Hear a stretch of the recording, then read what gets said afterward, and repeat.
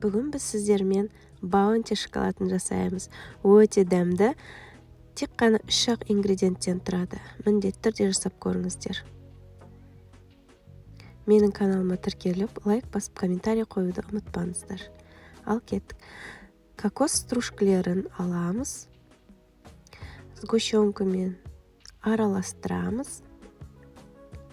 Толығымен араластырамыз. Содан кейін осылай қасықтың көмегімен алып, қолымызды сулап, форма береміз.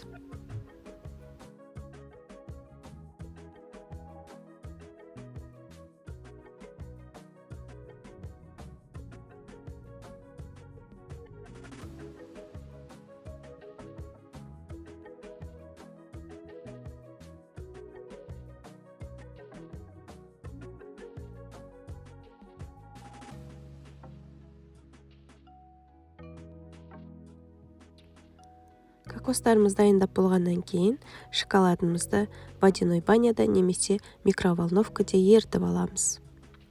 Еріген шоколадқа осылай дайын кокостарымызды араластырып,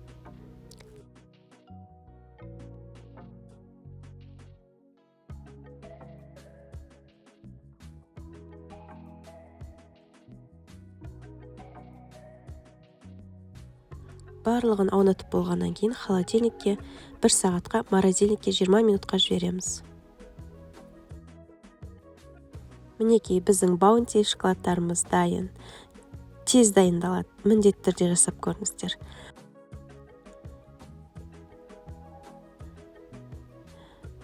Сіздермен болған Ақмарал. Астарыңыз дәмді болсын.